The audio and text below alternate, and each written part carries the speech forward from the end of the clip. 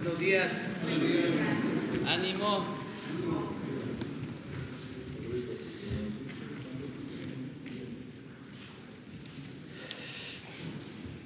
El día de hoy vamos a tratar el tema de salud, como todos los martes lo hacemos, aunque este tema ha sido recurrente por razones que todos sabemos de la epidemia del coronavirus.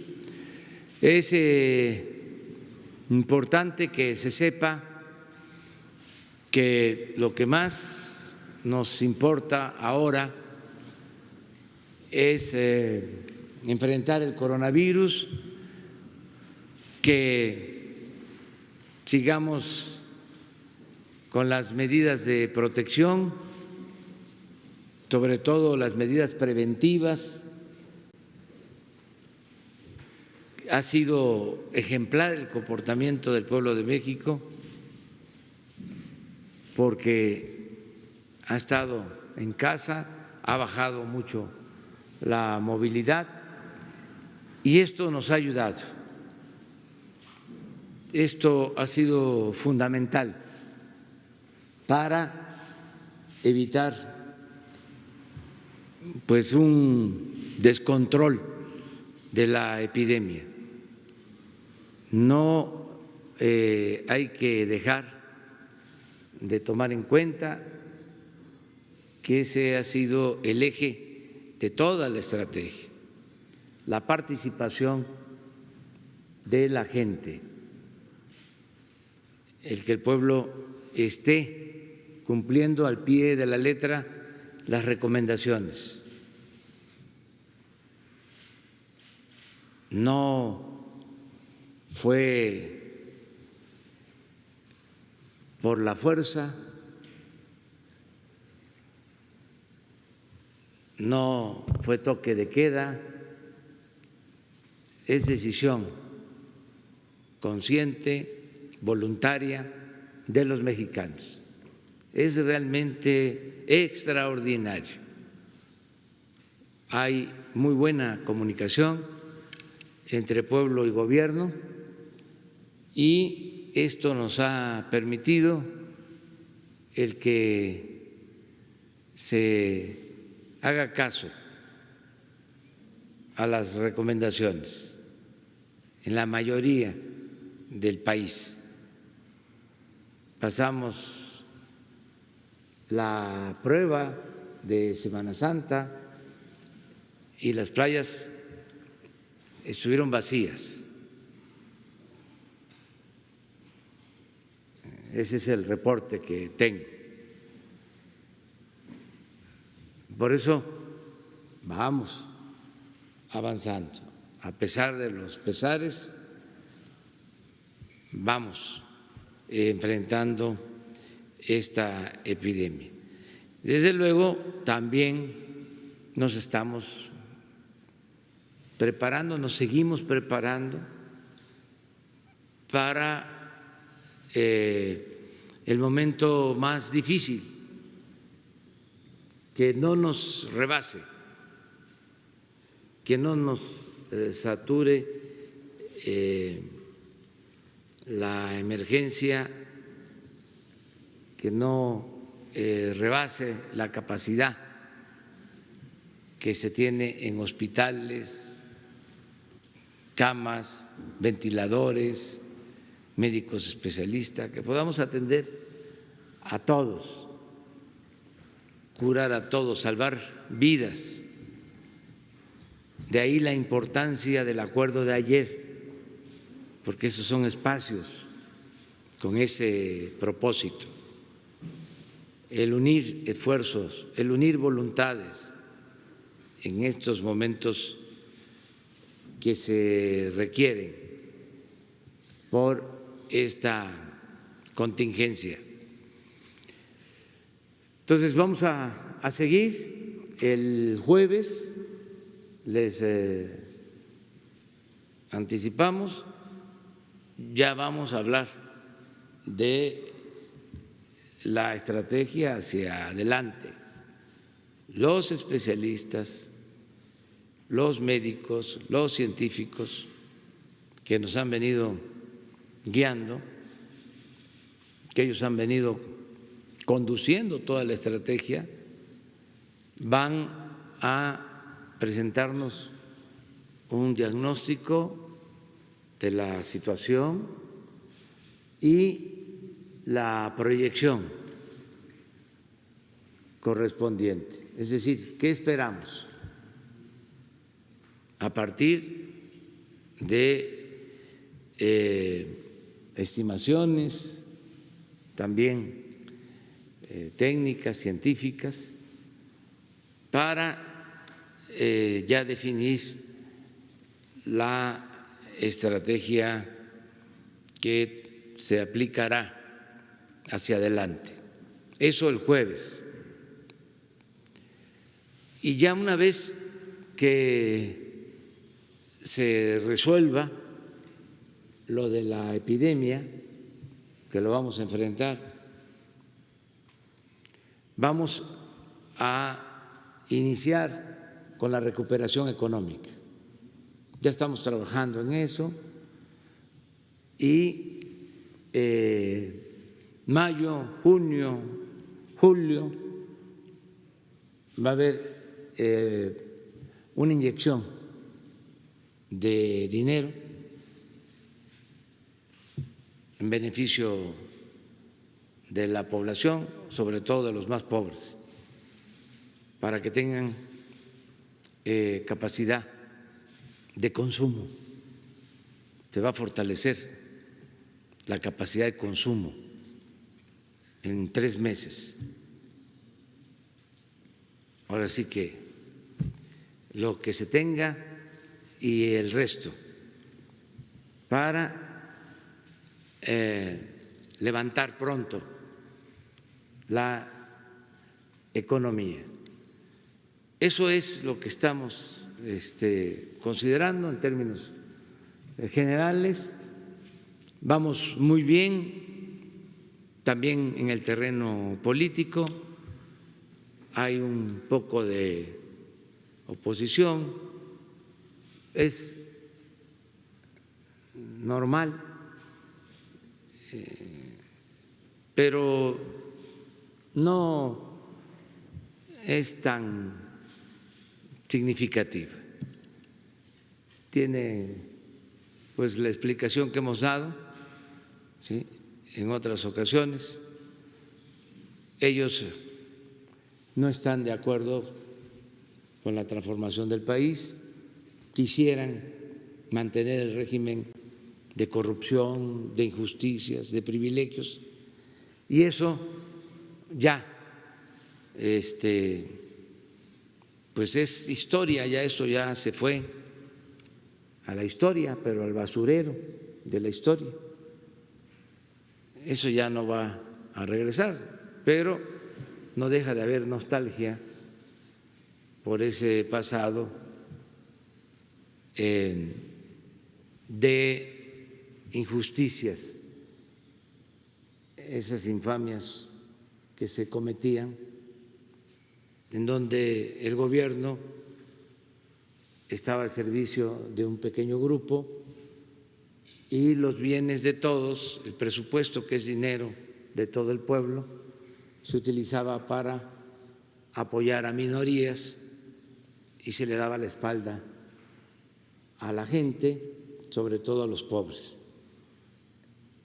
Entonces, eso no les parece a algunos, es legítimo que se opongan a esa política, pero nosotros llegamos aquí con esos postulados. Por eso fue el cambio. No engañamos a nadie, no dijimos que íbamos a mantener la corrupción, de que se iba a mantener la impunidad, de que se iba a apoyar solo a los influyentes. Dijimos de que por el bien de todos, primero los pobres. Y eso es lo que estamos haciendo. Y es muy sencillo. Hay una monstruosa desigualdad económica y social en nuestro país, originada por la corrupción. Existe una pirámide, entonces en la base hay millones de pobres, el 60% de la población. Entonces, yo creo que por humanismo, todos, y por el bien de todos, debemos de atender primero a los de abajo. Te puede decir en una frase: arriba los de abajo, que no significa necesariamente abajo los de arriba, es arriba los de abajo. Entonces, y así va a ser, en la medida que se vaya teniendo más recursos, va a ir subiendo a estratos más elevados hasta conseguir una sociedad mejor. Esa es la estrategia. Y vamos ahora a escuchar pues al doctor Alcocer y a Hugo López-Gatell para que nos informen hoy martes cómo estamos en materia de salud pública. Pues de una vez, Hugo.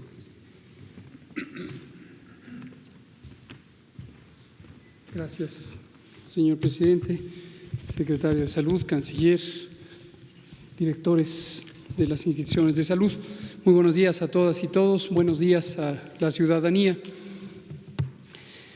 Como relata el presidente y hemos comentado todos los días a las 7 de la noche, estamos en el seguimiento diario de la epidemia y hoy me gustaría hacer algunas consideraciones. A reserva de presentar el informe, yo creo que podríamos usar el informe que presenté anoche como punto referencial para quienes no lo vieron, y sobre eso les comento la visión panorámica de lo que pensamos está en espera de ocurrir en las siguientes pocas semanas. Aquí lo que vemos en este comunicado que presentamos todas las tardes a las 7 de la noche es primero la situación mundial. Ya no ponemos el mapa, es poco informativo porque todos los países tienen transmisión activa, pero lo que vemos en esta gráfica de barras es la distribución de casos. La altura de estas barras de colores representa la cantidad de casos registrados en el mundo. Las letras son muy chicas en el eje vertical, pero los números en resumen están ahí. Más de 1.773.000 personas han tenido COVID a lo largo de la epidemia desde que empezó en China a principios de enero. Es importante notar que un poco más de 1 millón de personas, casi 1.080.000, han tenido COVID en las últimas 14 días, es decir, las últimas 2 semanas. Esto es importante porque esta transmisión reciente, esta ocurrencia reciente de la enfermedad es lo que realmente está empujando la epidemia, está manteniendo la transmisión, mientras que el resto, del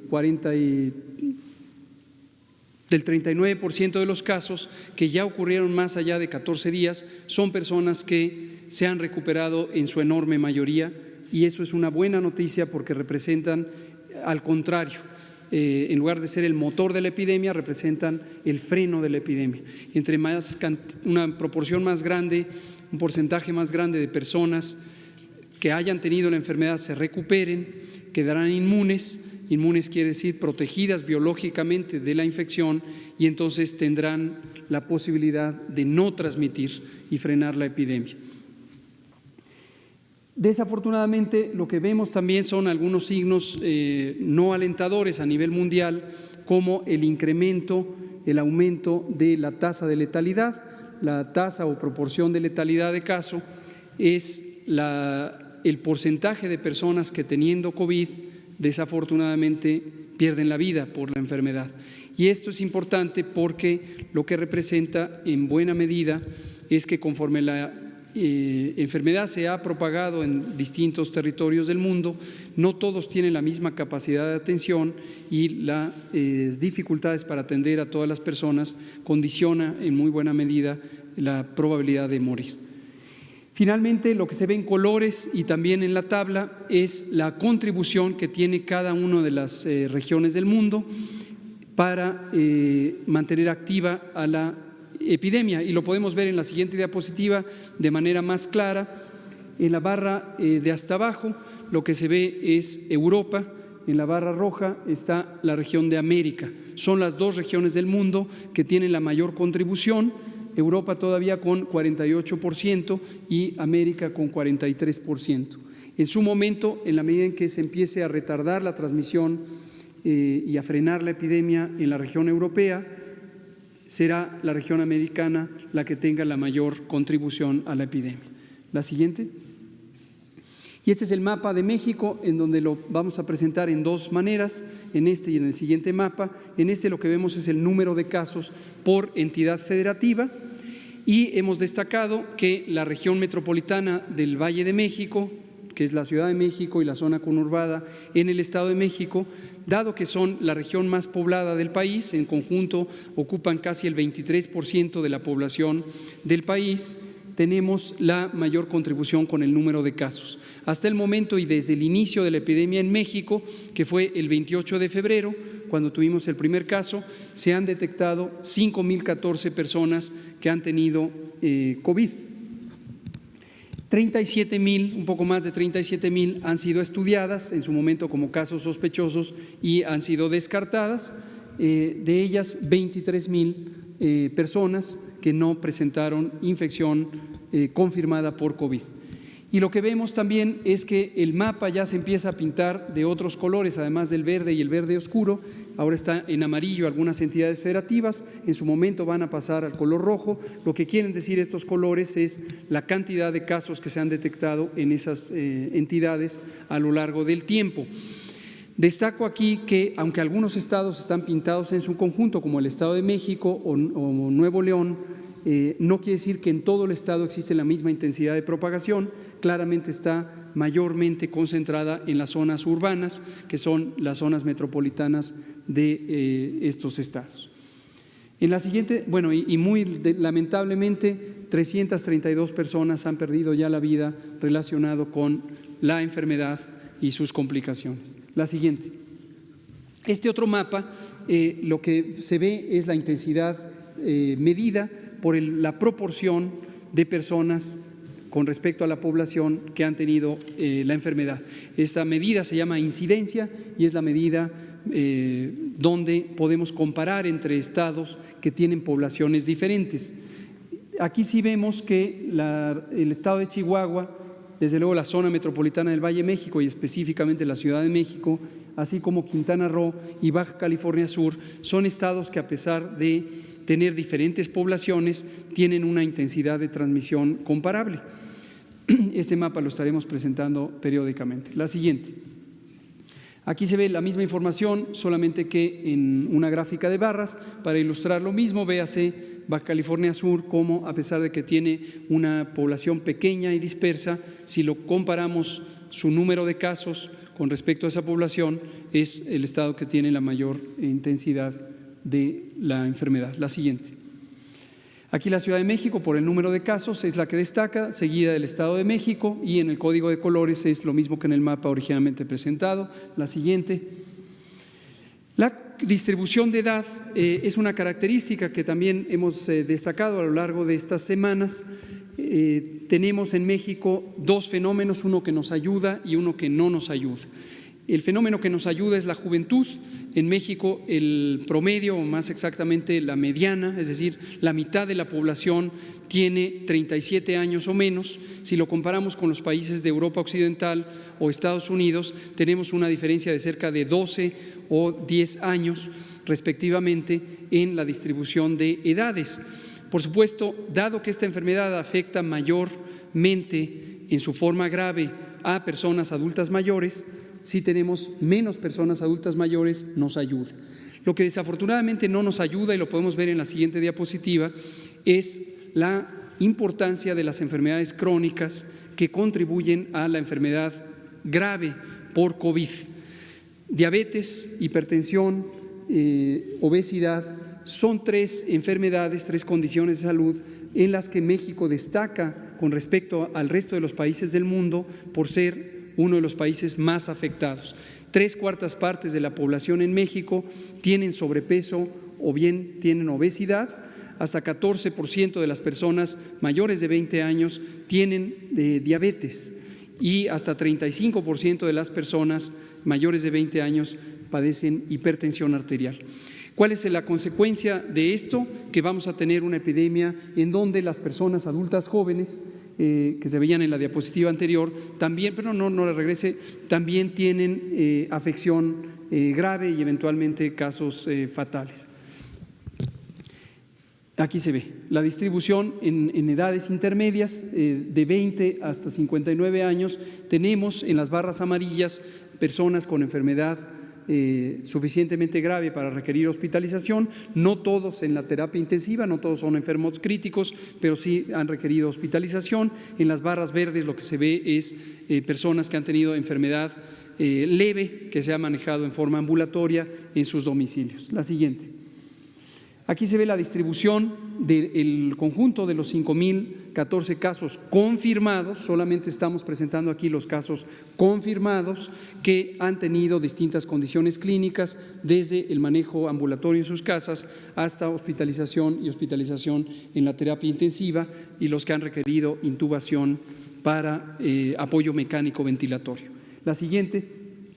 Aquí sí presentamos los sospechosos. Esto en días recientes parece que confundió a algunas personas que no tenían claro la diferencia entre casos sospechosos y casos confirmados. La diferencia es básicamente relevante para el manejo de la información, pero también para las acciones de salud pública. Recordemos que la intervención de contención que establecimos desde el inicio de la epidemia, antes incluso que el primer caso, consiste en detectar a los casos sospechosos, y al tiempo que se les toma una muestra para diagnóstico por laboratorio, se les pone en resguardo domiciliario y se estudia a sus contactos para que estos también estén en resguardo domiciliario. En un momento dado, y también lo fuimos comentando, cuando ya son un conjunto bastante amplio de casos, esta medida de contención se vuelve poco útil, poco práctica, y es conveniente instaurar las medidas masivas. En México aprovechamos la oportunidad de haber contemplado la epidemia desde antes de que empezara en México y pudimos anticipar 15 días, todavía en la fase 1, las intervenciones masivas de mitigación que corresponden típicamente a la fase 2. Esto lo que nos ha permitido es que masivamente disminuyan los contagios, y eso va a contribuir importantemente al control de la epidemia. Ahí se ven en sus distintos tipos de presentación clínica los casos ambulatorios o leves, los casos estables, graves y críticos, tanto los sospechosos como los confirmados. La siguiente. Las enfermedades, ya hemos destacado, hipertensión, diabetes, obesidad, el propio tabaquismo, que en sí mismo es una enfermedad, además es un condicionante de prácticamente una centena de daños a la salud. El tabaco siempre es malo, los productos del tabaco, tanto los que se consumen por combustión, por quemado, como los que se vaporizan, son elementos nocivos para la salud. Esto lo sabemos perfectamente y se sabe desde hace muchas décadas. La siguiente. Aquí se ve en tres grandes grupos arbitrariamente organizados las personas menores de 25 años, que incluye a los adolescentes y niños, que muy afortunadamente no tienen enfermedad grave y no han tenido casos fatales. Recordarán que al inicio de la epidemia habíamos comentado que los niños los íbamos a considerar, sobre todo los menores de 5 años, como un grupo de riesgo, igual que los consideramos para la influenza.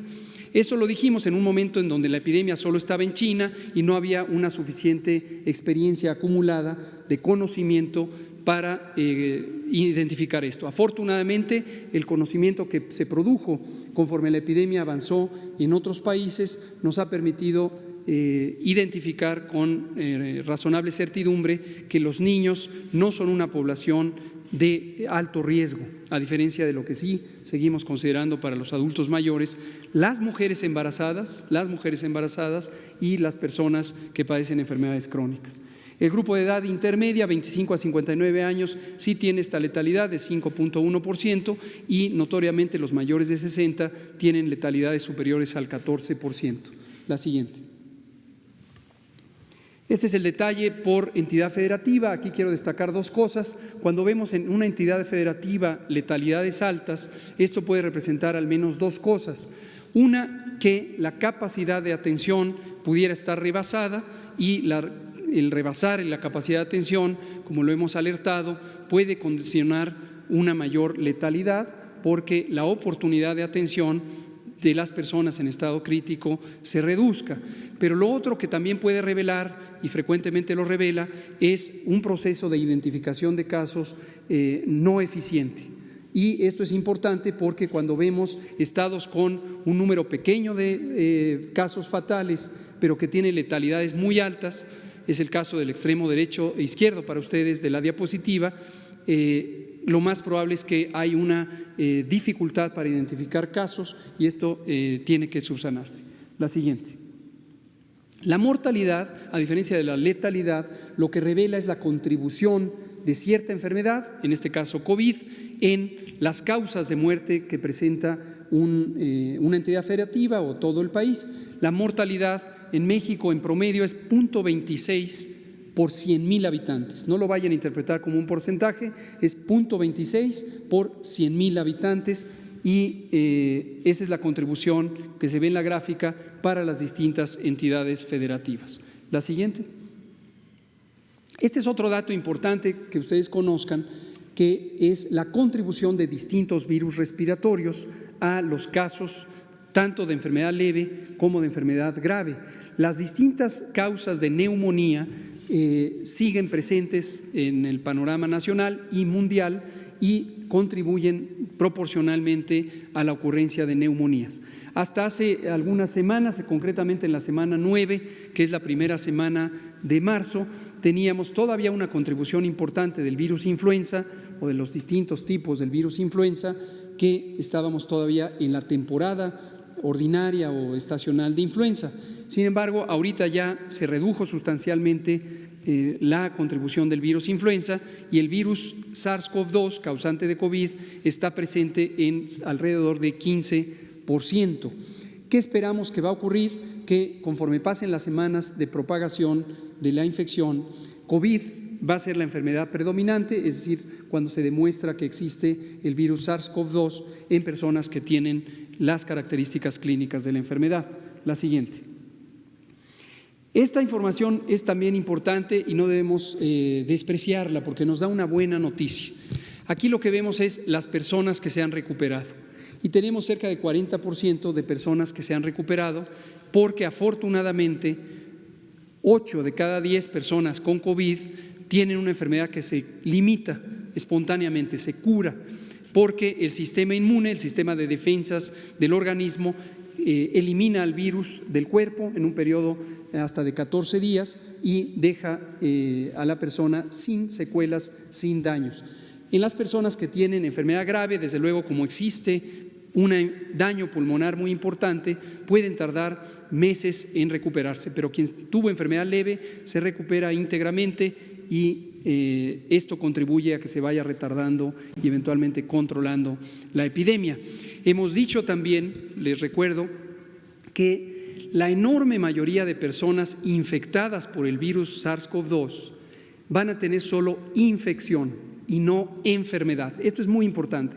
Hay muchas condiciones de salud causadas por agentes infecciosos en los que existe infección sin causar en modo alguno enfermedad. Y este es el caso del virus el virus SARS-CoV-2 causante de COVID, en donde vamos a tener personas que se infecten sin darse cuenta, porque ni siquiera tengan síntoma alguno o tengan síntomas mínimos. Y esta va a ser la enorme mayoría de personas.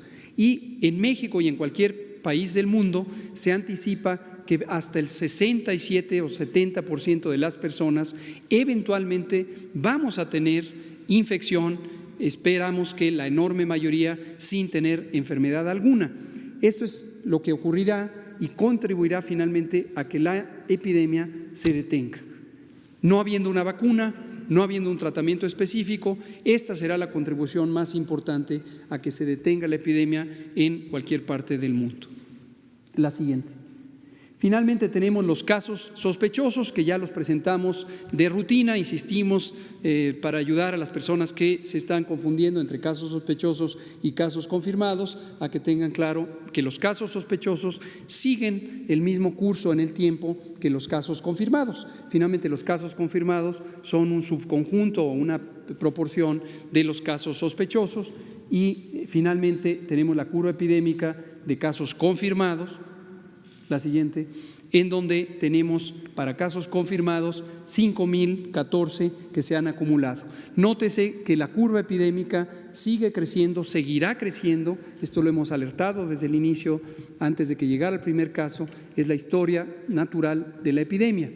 Lo que esperamos es que con las medidas de mitigación comunitaria, que son estas de quedarse en casa, mantenerse separados físicamente unos de los otros, por el hecho de que se suspendieron las escuelas, se suspendieron las actividades laborales no críticas y se evitaron las congregaciones públicas superiores a 50 personas, esto va a contribuir a que haya menos contagios.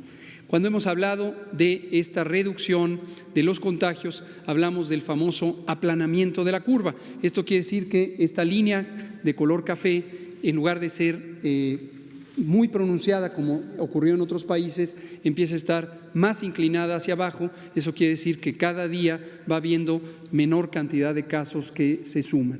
Todavía no tenemos la suficiente tiempo transcurrido desde el inicio de las intervenciones como para tener una estimación robusta, pero seguramente rumbo al final de esta semana ya tendremos varios indicios que nos permitan reconocer si vamos bien en ese sentido y se ha reducido la transmisión o no vamos tan bien y la transmisión sigue de manera muy activa.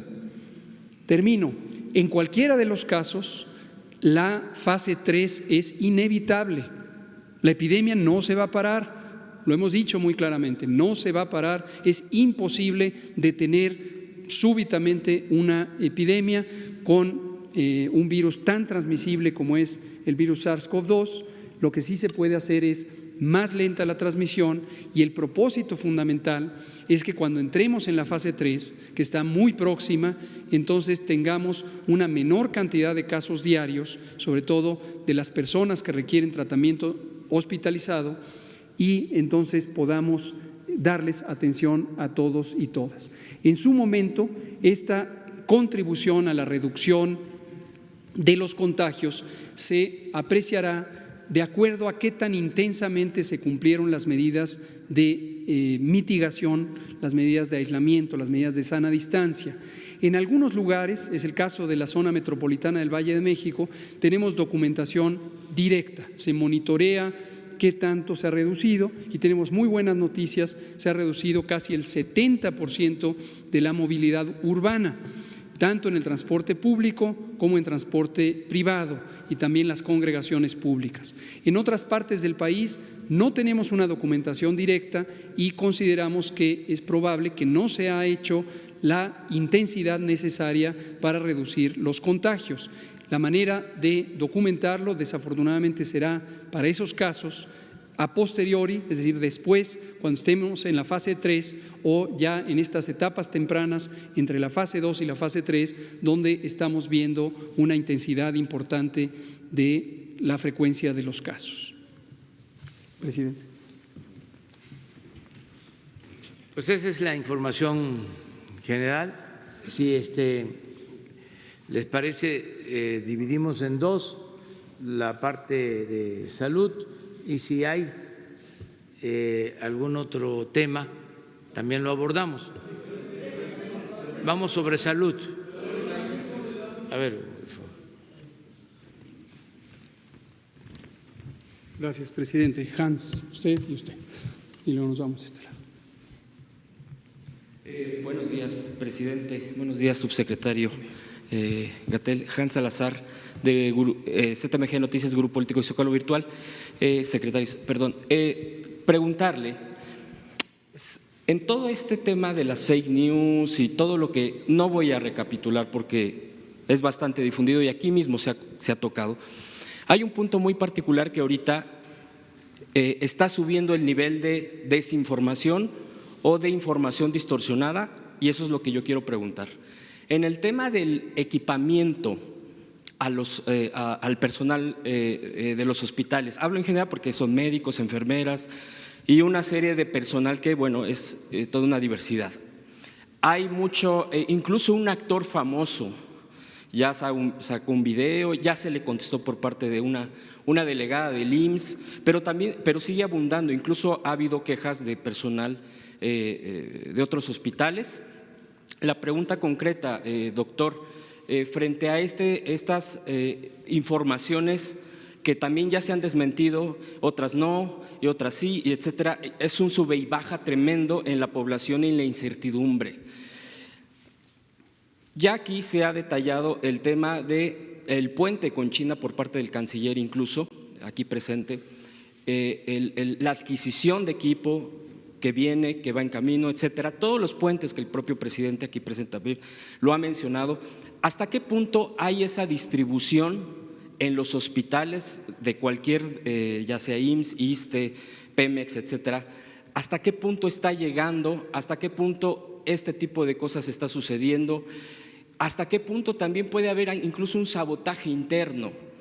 Porque puede ser en las medicinas respecto al cáncer, incluso usted, subsecretario, mencionó en su momento que había ese desvío, ese, digamos, huachicol del medicamento, ese desvío, esa corrupción por parte de personal mismo desde adentro e incluso gente de sindicatos, no sé. Esa sería la pregunta. ¿Hay una consistencia respecto a esta entrega del equipo médico? Porque también ya salió la otra versión de personal médico diciendo sí tenemos, sí nos está llegando, hay fotografías, pero yo quisiera lo más puntual que fuera, doctor, respecto a este tema para poder dar respuesta oficial y detectar las fake news. ¿Se está entregando o ustedes también ya están detectando que a la entrega y la distribución en los hospitales hay retención por sabotaje, por corrupción? ¿Qué está pasando en ese punto concreto, doctor? A mí yo creo que mucha gente está muy interesada en saberlo, nos han llegado muchos comentarios al respecto y creo que en este momento debe de haber una contundencia, y con este comentario sí quisiera decirle, también hay acoso contra los doctores, hay agresiones, híjoles, sin nombre, incluso contra usted, doctor. El día de ayer, indudablemente, ¿qué pretenden? Socavar la imagen, en este caso de usted, de la parte científica, como lo ha hecho el presidente. Ayer, pues desafortunadamente, no lo dejan ni comer ni desayunar, con perdón del comentario. Esa sería mi pregunta, doctor. ¿Hay esa intención de sabotaje? ¿Hay esa intención, usted considera, de mermar este liderazgo científico para operar esta emergencia sanitaria? Gracias. Gracias por la pregunta. Quisiera comentarle varias cosas, incluyendo los datos que los tenemos, ahorita los van a poner en pantalla, si me esperan tantito, sobre la distribución de estos materiales. Espérenme tantito con esto. Nada más quisiera dar primero una panorámica. Una de las decisiones, desde mi punto de vista, muy útiles que tomó nuestro presidente al inicio de esta epidemia, desde el inicio, y lo ha comentado aquí, se lo comentó a los otros 19 líderes mundiales del grupo G20, es que los problemas como las epidemias, sean manejadas de acuerdo a estándares científicos, de acuerdo a información técnica, no de carácter político. Esto es impresionantemente importante, porque las decisiones no pueden estar construyendo escenarios de la realidad distintos a los que existen, a los que son reales. Para predecir lo que va a ocurrir existen métodos científicos, precisamente en ellos estamos trabajando desde el inicio y ahora estamos próximos a tener en esta semana resultados de grupos académicos especializados en epidemiología matemática. Por cierto, les externo mi profundo agradecimiento y también a CONACYT y a la directora general de CONACYT, la doctora Álvarez Builla, que nos ha permitido articular a estas comunidades científicas para tener esta información científica robusta. Entonces, hay un punto en donde hay que involucrar desde el inicio a la población, a ustedes como comunicadores y comunicadoras y a toda la población, en decirles exactamente lo que está ocurriendo, lo que se espera que va a ocurrir. A veces la información no es agradable. Por ejemplo, que aquí digamos es irremediable que llegue la fase 3, o que hayamos dicho hace muchas semanas, garantizamos que va a llegar el COVID a México. Lo dijimos. Eso no es agradable, no es algo que uno desee, pero lo peor que puede hacerse en enfrentar un problema complejo, un problema retador como una epidemia, es pensar que las cosas no van a ocurrir. Ni modo, las cosas que van a ocurrir hay que enfrentarlas como son. Y la manera de enfrentarlas como son es con la solidaridad de toda la población, de todos los sectores, el sector privado, el sector público, el sector social, y esto permite los esfuerzos de una política de Estado. Ayer mismo que aquí se firmó el convenio con el sector privado, es precisamente producto de esta convicción del gobierno de colaborar con todos y todas las personas y las organizaciones que pueden ser relevantes. Entonces, hay que decir siempre la verdad, lo hemos dicho de otras maneras, no es solamente una convicción ética o un principio ético, tanto en el ejercicio de la función pública como convicciones personales en términos de la ética, sino es una necesidad técnica, el tener la posibilidad de decir la verdad. A veces dice uno buenas noticias, indudablemente las diremos cuando esta epidemia esté ya en su declive y todos celebraremos que esté en declive, pero cuando hay que enfrentarlo, hay que decirlo también con la misma realidad. Esto lo que nos lleva es a que también es importante escuchar. La población tiene muchas cosas que decir y la población es heterogénea, hay personas que tienen puntos de vista no necesariamente confluentes con la visión del gobierno, pero tienen opiniones y esas opiniones hay que respetarlas, hay que tomar en cuenta, y detrás de la cortina, a veces de la manera de expresarlos, no siempre es una manera respetuosa, no siempre es una manera constructiva, pero lo que nosotros interpretamos es el ánimo constructivo que pudiera haber detrás. A veces es simplemente un asunto de ansiedad, de angustia, es también un fenómeno humano ante las incertidumbres y hay que interpretar lo que está detrás que pueda ser positivo. En el tema concreto de los equipos de protección personal, que ya hemos explicado también para que todo el mundo lo tenga claro, los equipos de protección personal son los cubrebocas, los guantes, los gorros, las batas, los gogles. Estos son equipos de uso médico, de uso en el espacio clínico y tienen sus particularidades. No todo mundo debe usar los mismos equipos. Y esto lo hemos ilustrado con algunos de los equipos que, por simples que son tecnológicamente hablando, son especializados. Las famosas mascarillas N95, los cubrebocas duros de alta filtración. Estos equipos son escasos en el mundo entero porque el mundo entero está afectado por esta pandemia y entonces desafortunadamente sí se desperdician porque los usan más personas de quienes las requieren. Hay escasez de estos productos y es exactamente lo que ocurrió en México hace cerca de 4 semanas, que al inicio de la epidemia hubo un uso excesivo de estos equipos, y por excesivo nos referimos a que personas que no tienen una necesidad técnica de usarlos, los empezaron a usar y se malgastaron. ¿Quién sí debe usarlo? Ya lo hemos dicho, lo dije anoche con cierto detalle, quienes están involucrados en las maniobras clínicas que generan aerosoles respiratorios. El virus SARS-CoV-2 se transmite por la vía respiratoria a través de partículas líquidas de secreciones respiratorias de la nariz y la faringe y la tráquea. Quien está tomando muestras para el diagnóstico con los hisopos que se ponen a través de la nariz, los médicos y personal que está involucrado en los procedimientos de terapia intensiva, específicamente en la intubación traqueal, son quienes deben usar estos equipos. En la misma unidad de terapia intensiva, quien no está involucrado en ese procedimiento y está a algunos metros apartado del paciente en el momento que se hace el procedimiento, no requiere utilizar el cubrebocas N95. Esto no es un capricho, esto está documentado. Tenemos nuestra guía de control de infecciones que publicamos desde la primera semana de febrero, que está alineada con guías semejantes de la Organización Mundial de la Salud, de los Centros de Control de Enfermedades de Estados Unidos o de Canadá o de Europa, y la guía tiene un sustento científico y técnico. Entonces, la realidad es que se malgastaron los equipos, la realidad es que hubo escasez de los equipos. Y en ese sentido nos parece completamente legítima la inquietud del personal de salud que en su momento expresó la necesidad de tener esos equipos, y dijimos con perfecto realismo, es un reto enorme conseguir estos equipos en el mundo, es un reto igual que ha sido difícil conseguir los ventiladores mecánicos.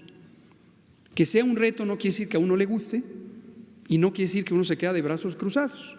Entonces, todas estas semanas hemos tenido un intenso trabajo para conseguirlos donde sea necesario. Agradecemos precisamente aquí al canciller que ha coordinado el grupo que ha permitido conseguir localizar estos equipos y conseguirlos. Desde el martes pasado llegó el primero, ya van 2 y serán 11 aviones del puente aéreo México-China, y en cuanto llegaron los equipos, ahora sí, si me pasan la diapositiva, se distribuyeron de la manera más rápida posible a las unidades de salud. Este es el resumen que se puede ver de las distintas entregas. Ahí están equipos de diagnóstico y laboratorio, equipos de protección personal en el segundo renglón, donde tenemos la expectativa de casi 6 millones de equipos en la primera entrega, luego la segunda entrega otros adicionales y otros insumos de higiene y medicamentos. Y aquí se ve el detalle de los insumos de protección personal. Ha habido donaciones también, por cierto, gracias a todas las personas, organismos o entidades sociales y privadas que han donado, muchas gracias. Aquí están sus contribuciones, que son valiosísimas y que nos han permitido sumar a lo que llegó en los aviones y que fue distribuido. Ahora, sobre su pregunta, que agradezco, termino diciendo lo siguiente. En la narrativa social a veces permea la idea de si en esta localidad, en este consultorio, en esta cama de terapia intensiva no hay un cubrebocas, es culpa del gobierno, y se señala hasta este recinto o hasta esta persona que es el jefe de la nación. Tengamos claridad también en ese sentido. Las responsabilidades del gobierno federal son procurar los insumos que hemos venido procurando, pero el trayecto es muy largo. Entre que llega el avión y se distribuye, finalmente llega al punto de servicio, al punto de uso, y ahí están involucradas muchas personas. Entonces, efectivamente, hacemos un llamado directo a la ciudadanía, en este caso a los y las profesionales de la salud. Si ustedes en su unidad no tienen el equipo, ayúdenos a encontrar quién fue el que obstaculizó que llegara el equipo. Nosotros podemos decir, con evidencia en la mano, que los equipos fueron adquiridos, que los equipos fueron transportados y que los equipos fueron entregados. Si localmente no llegan a donde deben estar, que es en la cama del paciente para que los use la médica, el enfermero y la enfermera, entonces alguien está obstaculizando. Y la solidaridad de la población también nos va a ayudar a detectar quién está interfiriendo con el bien público y con la protección de la salud. Denúncienlo. Muchas gracias. Un segundo punto. Concretamente en este tema, vuelvo a lo mismo, al tema de las fake news. ¿Qué posible es de que el sistema, en este caso de salud, que usted ahorita está, bueno, junto con, por supuesto, sin hacer un lado el doctor Alcocer, al secretario de Salud, y que han tomado, digamos, esta cabeza de la responsabilidad por la situación delicada de la contingencia sanitaria. Recuerdo cuando en el temblor del 2017, la gente, no quiero hablar sociedad civil, la gente se organizaba y decía, hey, esto es falso, el famoso verificado. ¿Por qué no lo hace? Podría ser una buena propuesta que ustedes lo hicieran, es decir, que sacaran una cuenta, hablo de redes sociales, o bien otras vías, aclarando esto es falso, porque ya al subirse personajes de la farándula, permítame decirlo así, me parece que a la gente, por supuesto que la tambalea, a todos, a la sociedad. Digo, tratamos de informarnos, pero hay gente que desafortunadamente se va con la primera versión, pues porque lo dijo tal personaje. ¿Por qué no hacer algo similar con el tema de verificar y que la gente pueda preguntar, oiga, a los encargados de algún tipo de plataforma, ¿esto es real? Y que digan, no es real, falso. O sí se está verificando, o sí ya se revisó y se mandó o se reforzó la situación de que se está atorando, lo que usted dice ahorita, pidiendo a la población, pidiendo al personal médico, al personal de salud que denuncie.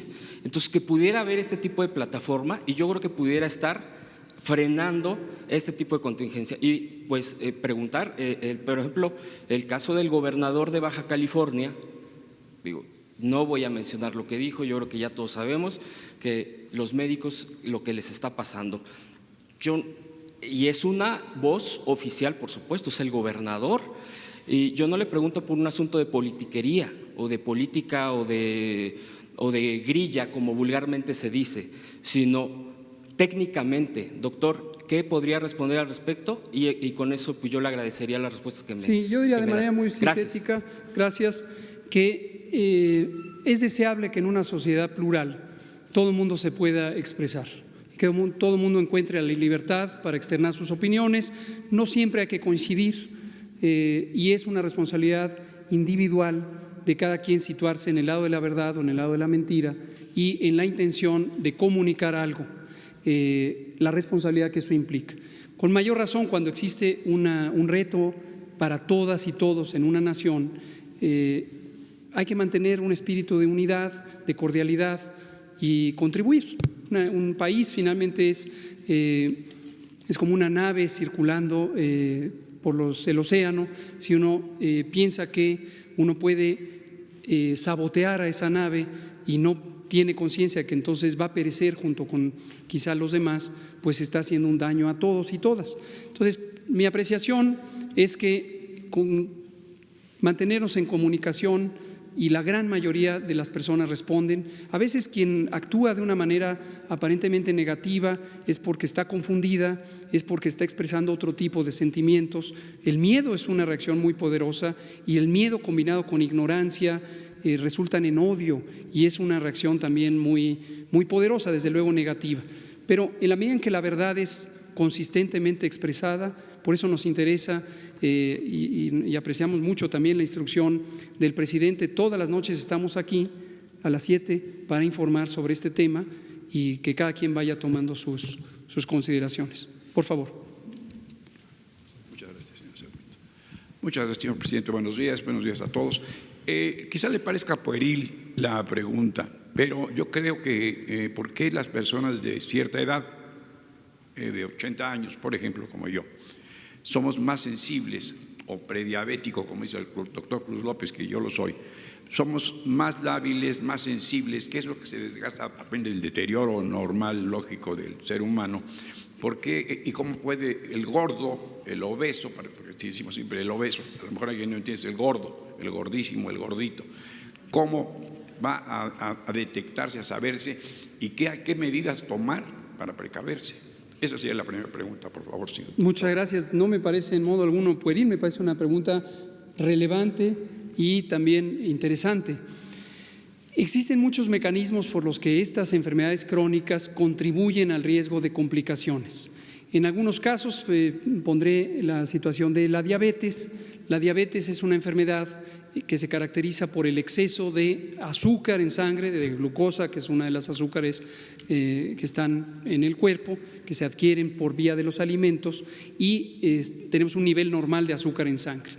Cuando ese nivel de azúcar en sangre aumenta por el hecho de que en la diabetes no existe un procesamiento adecuado de estas azúcares, no entran a las células en donde tienen que entrar las moléculas de azúcar para proveer la energía de las células, entonces quedan en exceso estas moléculas, esta concentración de azúcar en sangre. Y eso, el exceso de azúcar, hace que todas las células del organismo, las paredes de los vasos sanguíneos, las células del sistema inmune, que son los glóbulos blancos, también los glóbulos rojos, prácticamente todas las células se afectan en su funcionalidad. Y están descritos múltiples mecanismos moleculares muy detallados por los que los glóbulos blancos se vuelven menos eficientes en su actuar. Ya no se movilizan con suficiente velocidad, ya no llegan a los tejidos donde tienen que agregarse, ya no producen las moléculas que permiten que se comuniquen entre ellos. Es un asunto bastante complejo, pero dicho de manera simple, se disminuye la eficiencia del sistema de defensas del organismo. Y esto lo que hace es que las personas con diabetes tengan una susceptibilidad mayor a padecer infecciones o, una vez que padecen infecciones, a que se compliquen las infecciones. De hecho, las infecciones son una de las primeras causas individuales de la mortalidad en personas con diabetes. Algo semejante ocurre con la edad. En el proceso de edad va existiendo un desgaste de la eficiencia de todos los órganos del cuerpo y todos los sistemas, incluyendo el sistema inmune. Todo esto se lo aprendí a mi maestro, el inmunólogo Jorge Alcocer Varela.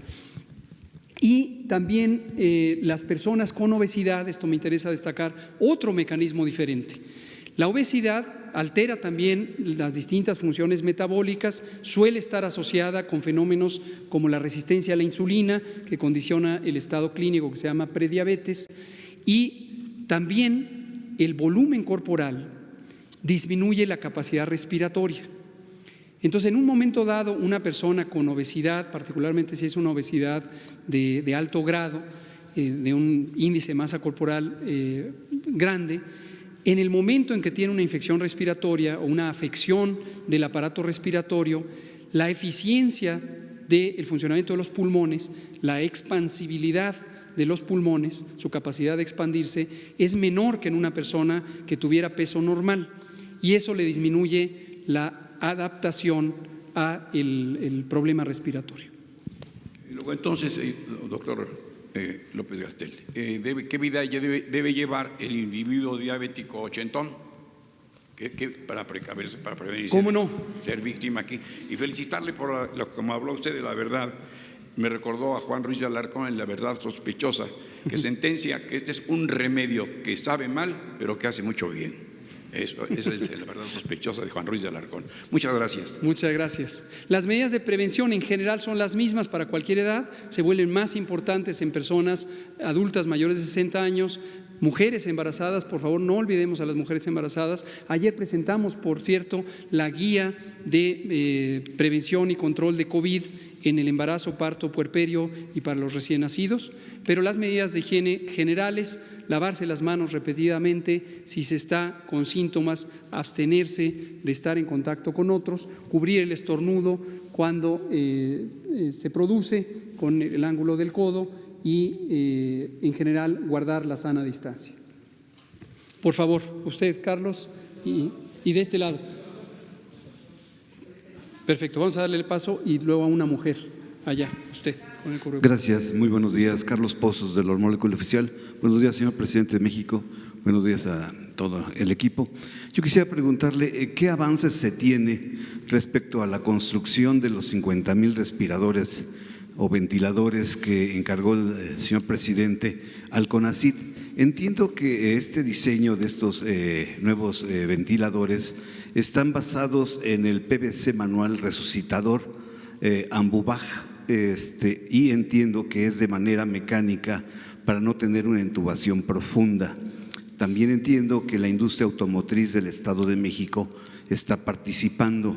Quisiéramos saber si se puede cumplir con esta meta y también comentarles que los científicos de la Agencia Espacial de México quieren poner o colaborar con ustedes en lo que se pudiera necesitar de su conocimiento.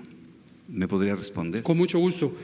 Efectivamente, el presidente encomendó a la doctora Álvarez Huilla, directora general del CONACYT, Consejo Nacional de Ciencia y Tecnología, que coordinara los esfuerzos de integración de todos aquellos científicos, ingenieras, ingenieros o compañías sociales o privadas que tuvieran alguna propuesta de construcción de ventiladores, de fabricación.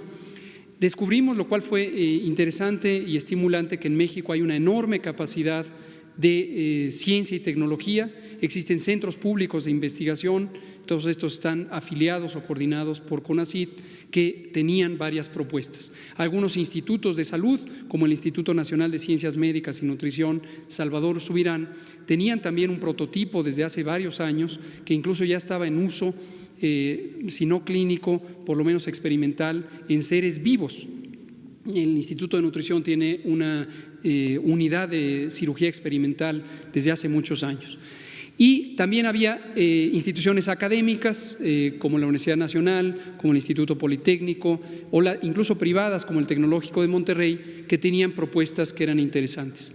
Se estableció un grupo coordinado por CONACYT, participó también la Secretaría de Economía, directamente con la secretaria Graciela Márquez, participó la Cancillería también y desde luego la Secretaría de Salud, y reunimos a especialistas en salud, específicamente en medicina crítica, ingenieras e ingenieros, también otros que tienen contemplado capacidad para ver la visión económica.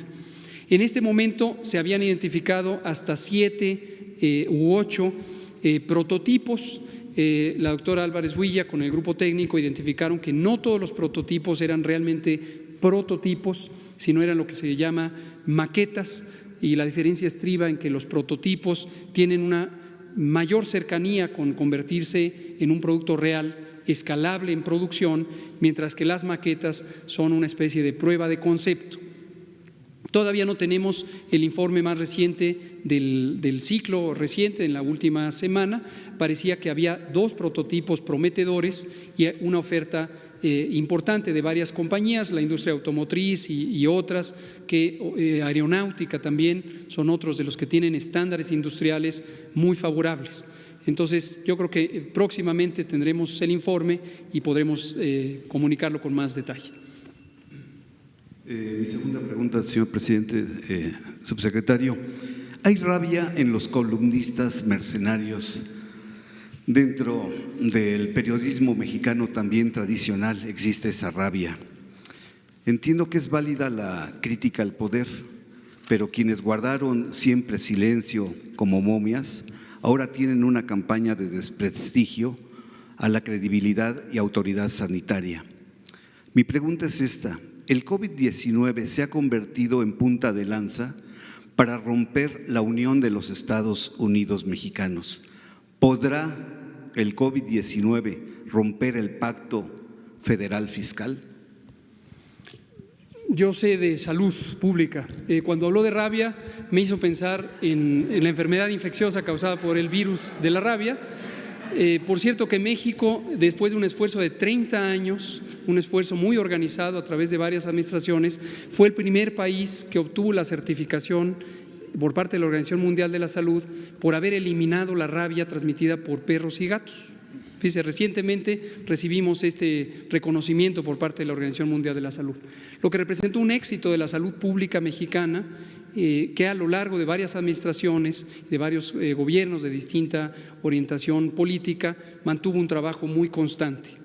Y uso como referencia esto para externar mi convicción, mi esperanza, mi confianza en que los fenómenos de salud pública, los fenómenos retadores masivos como el COVID y cualquier otro, aunque nos llevan a momentos de gran incertidumbre donde se expresan los sentimientos más profundos de las personas, y estos a veces se traducen en acciones institucionales, al final sabremos guardar la calma, aprender de las lecciones, lo que es útil para avanzar, para construir un país más robusto, tanto en su sistema público de salud, donde nos interesa que haya un sistema de cobertura universal, donde haya medicamentos y servicios de salud gratuitos y que esto sea un bien público que permanezca por las distintas décadas por venir.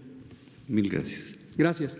La colega y el colega, y usted me dice, presidente, cuando ya haya que parar.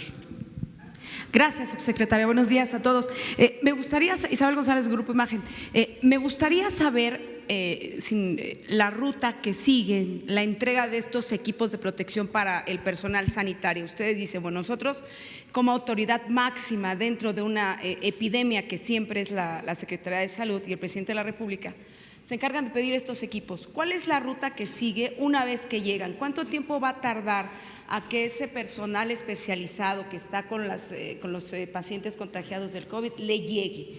Porque independientemente de lo que dijo el gobernador, independientemente de lo que dijo el actor mexicano, pues ahí están los videos del personal médico y de salud. Esos no los dan los medios de comunicación, simplemente con el celular de este personal uno se entera y ahí están los medios de comunicación en las redes sociales. En fin, ¿cuánto tiempo tarda? Esto por un lado. Dos, me gustaría saber esta explicación médica científica. Usted ha sido muy consistente en decir que cuando te da el COVID, te recuperas, eres inmune. Sin embargo, y ahí la explicación, la solicitud que le hago, esta cuestión técnica, hay personas que se han vuelto a contagiar. ¿Qué debemos entender por esta inmunidad? Y dos, al presidente de la República saber, con base en esta, digamos, en esta curva de la epidemia, de la fase más crítica, de la fase más difícil, ¿qué se está pensando hacer en los escenarios del ciclo escolar, presidente? Vienen las vacaciones de verano, ¿qué escenarios se están contemplando para estos chicos de educación básica, sobre todo de preescolar, de primaria, de secundaria? Algunos tienen la posibilidad de un equipo tecnológico, de tener clases en línea. Ahorita están unas vacaciones atípicas, ¿no? Porque correría el periodo formalmente, está corriendo, y algunas escuelas privadas están haciendo el esfuerzo de clubes vacacionales para la salud emocional en casa, lo que usted ya decía, ¿no?, en el video con la señora Beatriz Gutiérrez. Pero ¿qué está contemplando el Gobierno de la República, presidente? ¿Se van a tomar esos 2 meses del verano? ¿Con lo que se tiene se evalúa o vamos a esperarnos un poco más? Conocer los escenarios. Gracias. Le contesto las dos primeras. Sobre el proceso de distribución de los insumos, es un proceso que en estos momentos de intensidad los hemos tenido que acelerar al máximo y gruesamente tardan menos de 24 a 48 horas entre que está desde un punto central, digamos, en manos del gobierno federal. Esto llegó al aeropuerto de la Ciudad de México por estos vuelos de Aeroméxico. La misma noche que llegó, se empezó a clasificar el material, había que hacer una verificación de sus condiciones de posible uso, de su calidad, etcétera. Como hemos dicho en otras ocasiones, tenemos grupos técnicos que hacen esta evaluación y una vez listos se empiezan a distribuir, se mandan a todos los estados para la parte de las secretarías estatales de salud. También se mandan a las distintas delegaciones, bueno, antiguamente llamadas delegaciones, hoy oficinas de representación del Seguro Social, las correspondientes delegaciones del ISSSTE, todas las instituciones de salud. Llegan ahí a almacenes estatales, de los almacenes estatales llegan a otros almacenes locales y finalmente, de acuerdo a la proximidad geográfica, se distribuyen en las distintas unidades de salud. No son para el uso en los pacientes o con los pacientes, sino del personal médico que atienden los pacientes. Y de acuerdo a los lineamientos y a los procesos de capacitación que se han venido llevando a cabo,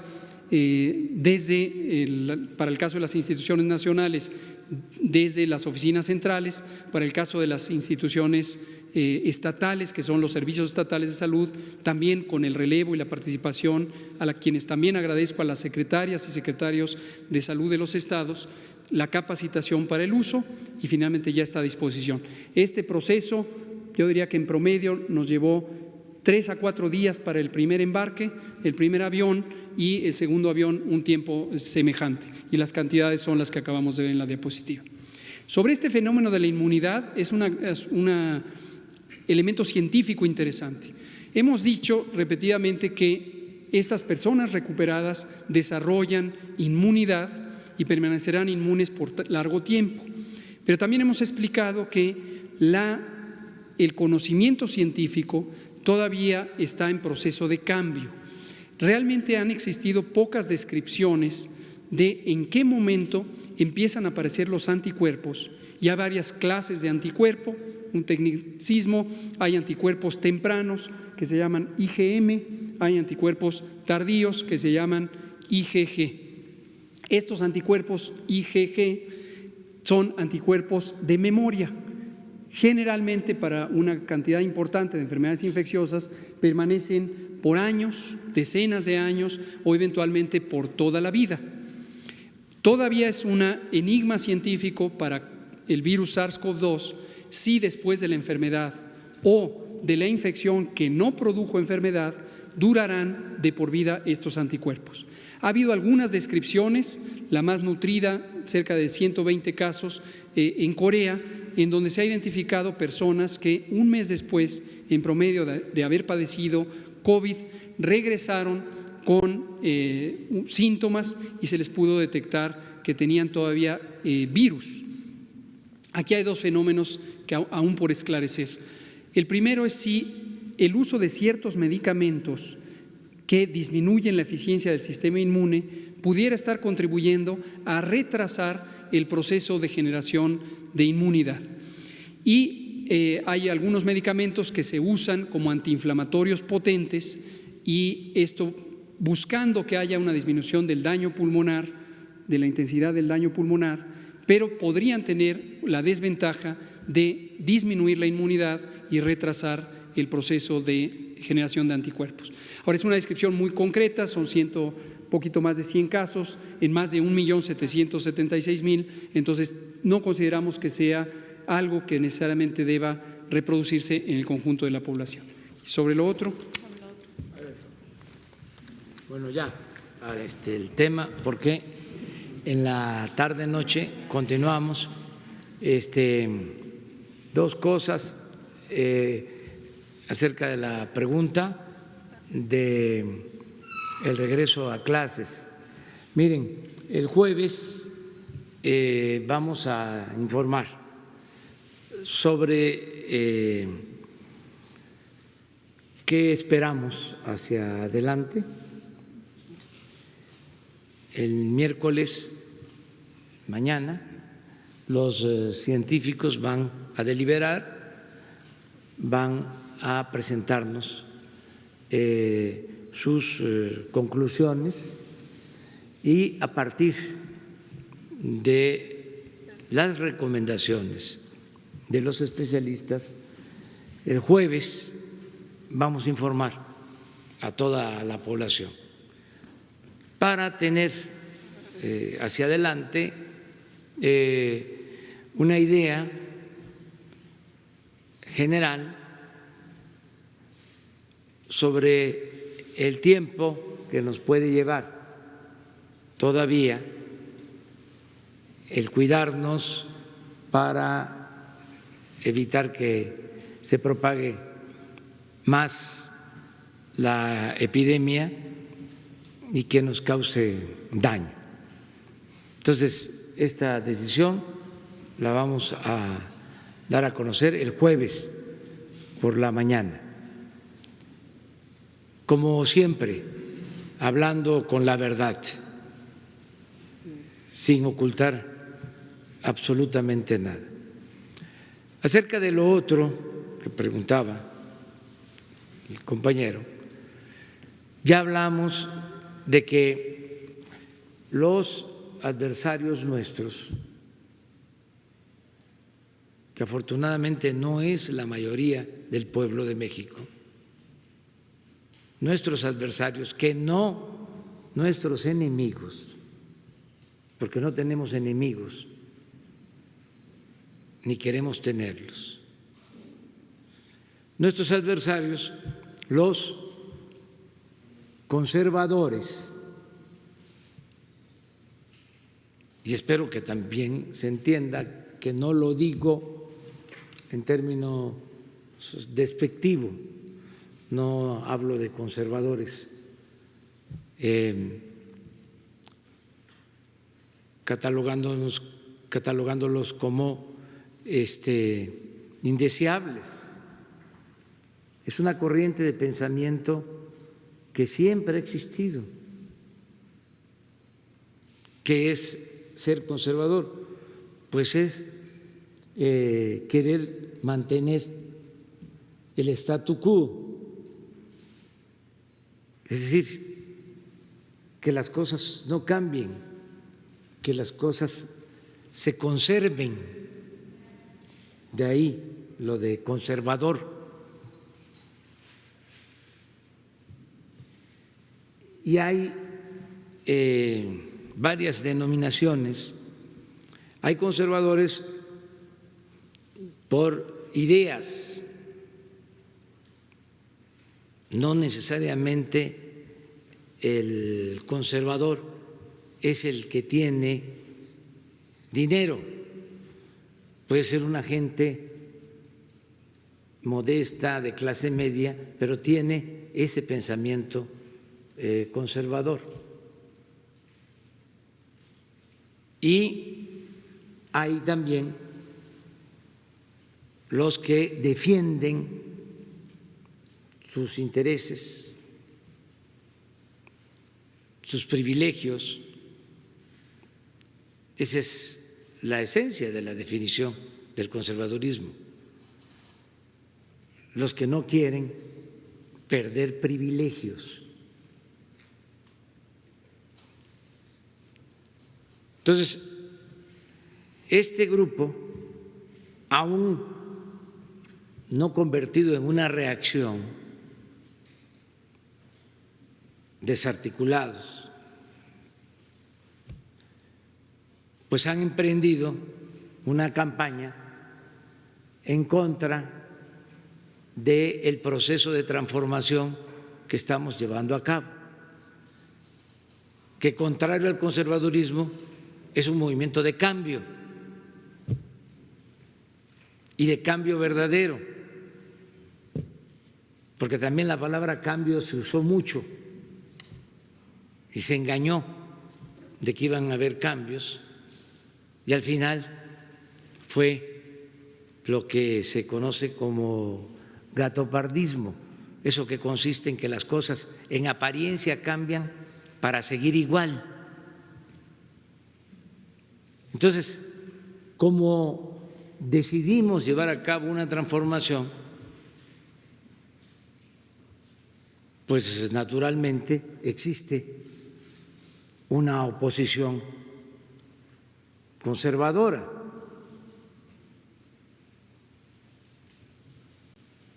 Y los que se sienten más afectados son los más iracundos, los más enojados, alterados.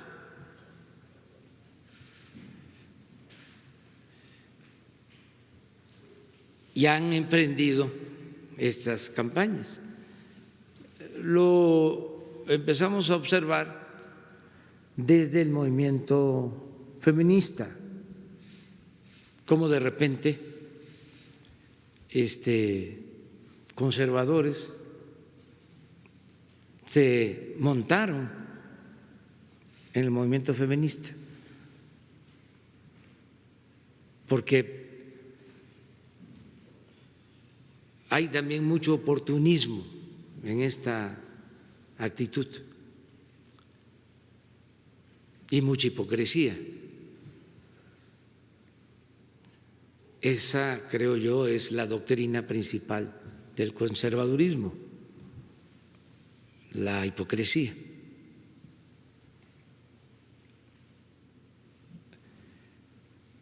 Viene lo del coronavirus y ahí están. Acuérdense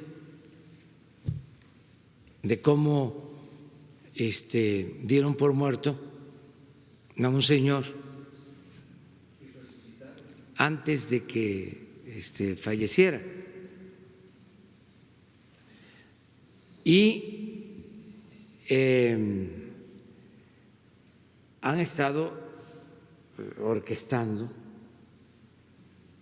toda esta campaña de desinformación. Como ya no les ayuda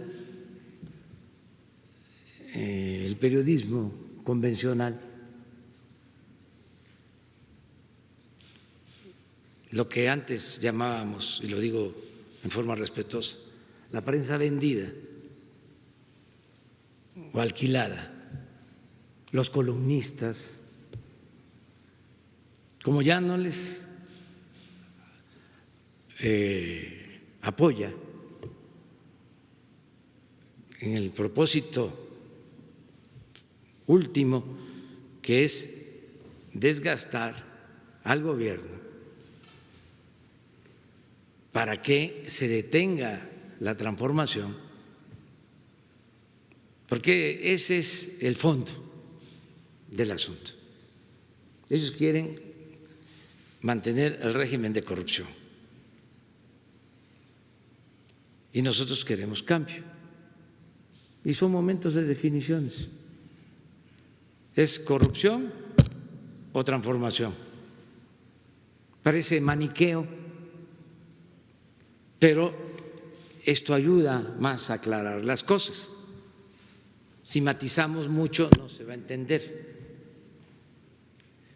Entonces, como ya la gente despertó, ya hay un nivel de concientización en el pueblo de México, bueno, que llevó a que se ganara la elección presidencial, aún en contra de todos los pronósticos de la gente que luchaba desde tiempo atrás, quienes fueron precursores de nuestro movimiento, que estaban escépticos, gente que cuando se ganó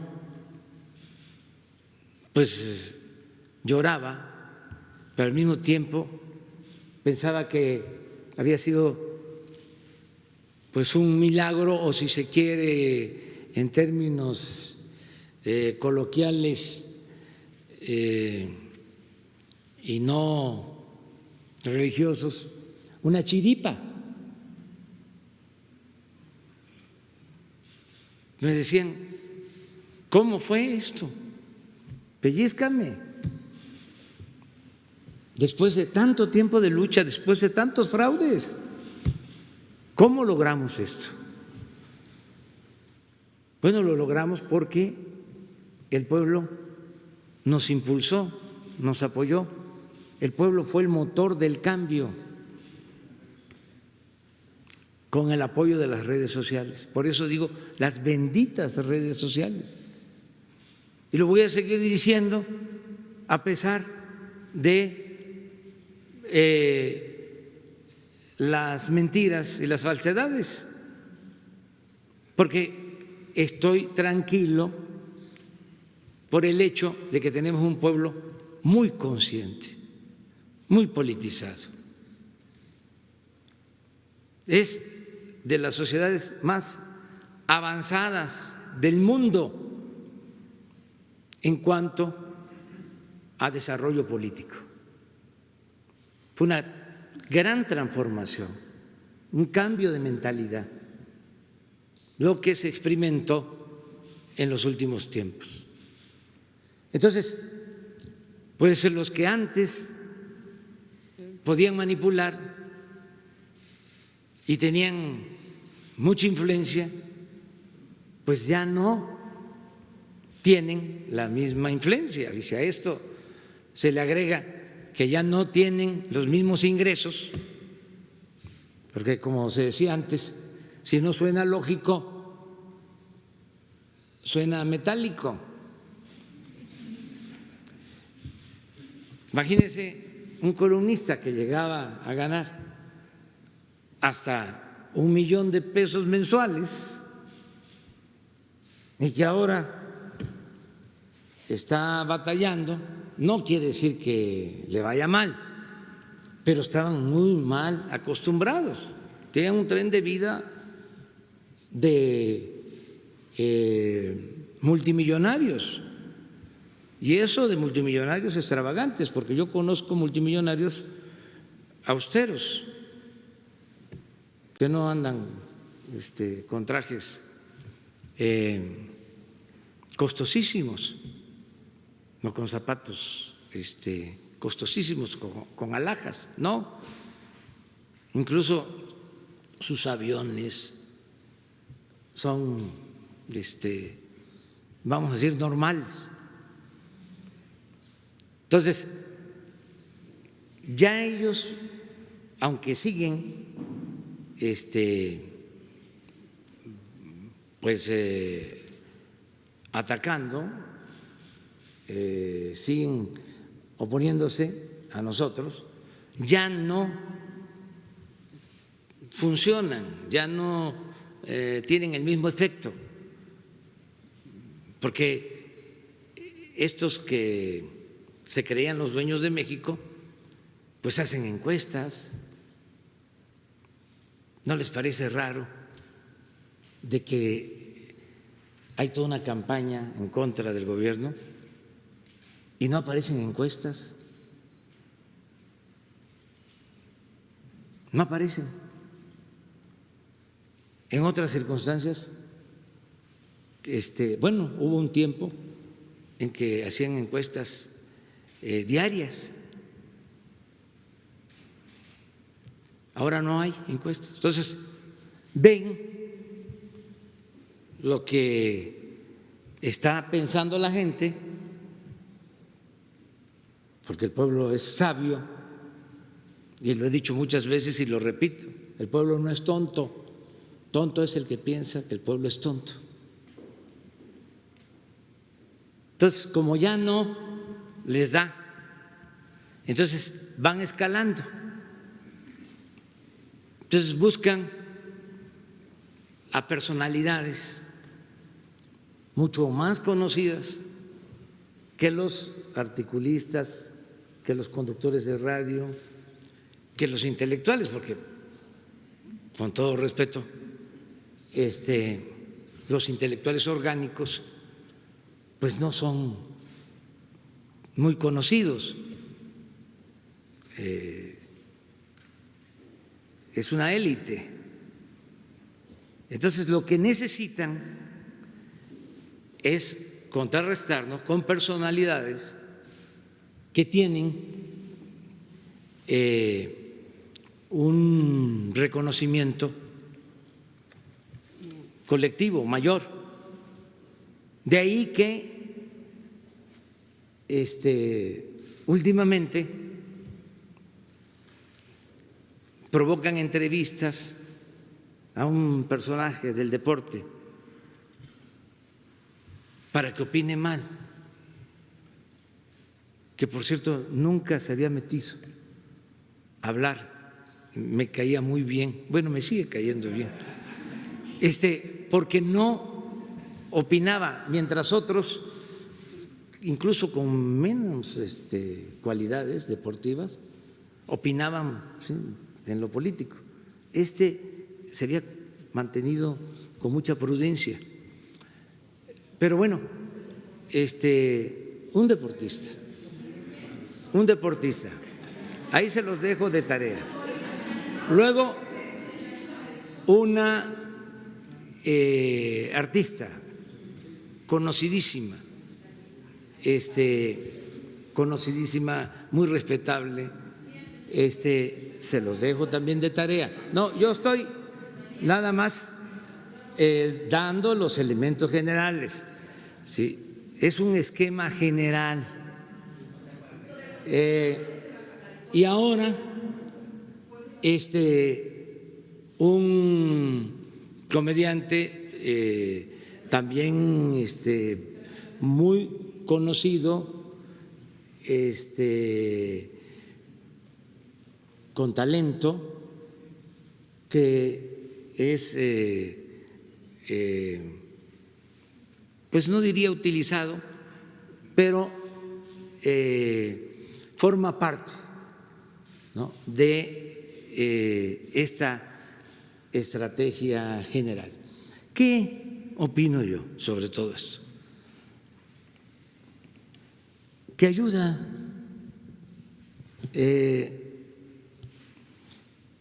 porque se va probando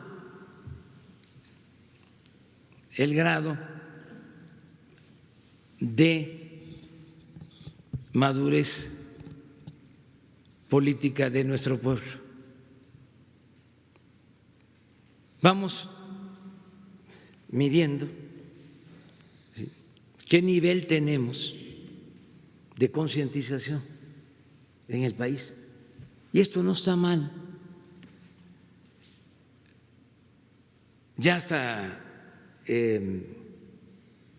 un expresidente dijo que no va a participar ahora con un grupo que se formó, ¿no?, para atacarnos, pero que sí va a participar en la revocación del mandato, que va a ser en marzo del 2022. Yo les recuerdo de que nosotros llegamos aquí por convicción y luchamos por principios, luchamos por ideales, no por cargo. Nosotros vamos a estar aquí hasta que el pueblo lo decida. Por eso propusimos lo de la revocación del mandato, porque el pueblo pone y el pueblo quita. Yo, por autoridad moral, por honestidad, que es lo que estimo más importante en mi vida, no podría estar aquí si no cuento con el apoyo de la gente. No es de que me eligieron por 6 años y me tienen que aguantar a fuerza, no.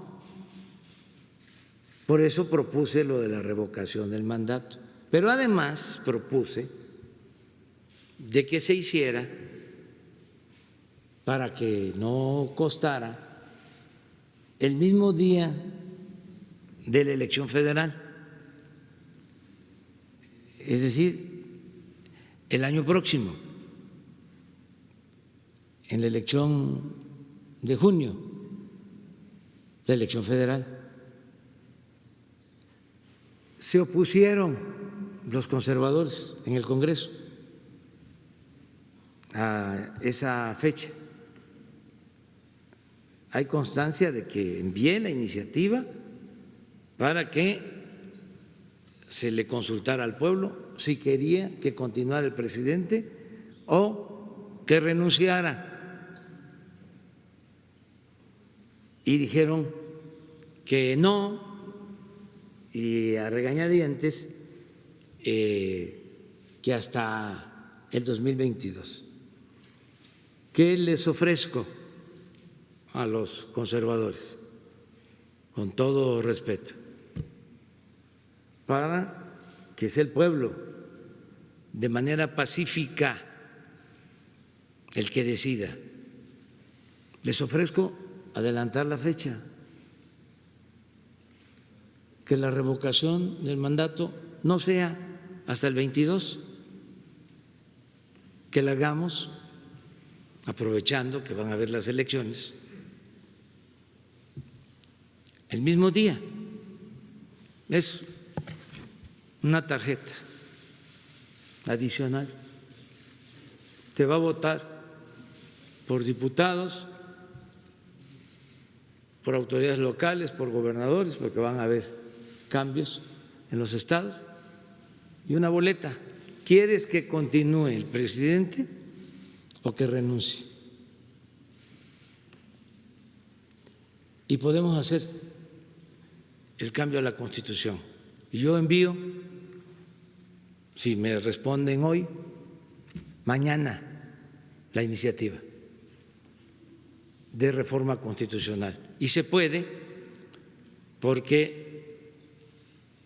se tendría la mayoría absoluta tanto en la Cámara de Diputados como en la Cámara de Senadores y también en los congresos locales.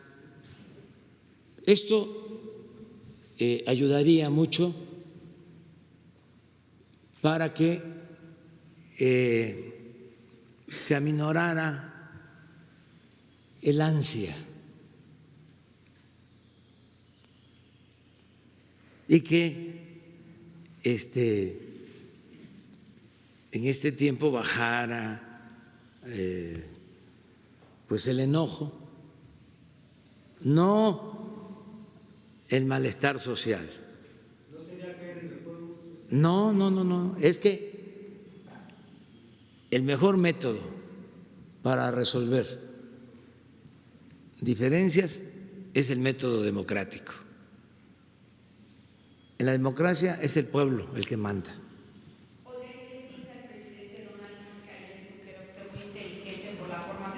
Pero eso es otro asunto. Ya nada más decirles que llevamos muy buenas relaciones con todos los gobiernos del mundo. En especial llevamos muy buena relación con el gobierno de Estados Unidos, porque esto le conviene al pueblo de México, nos conviene.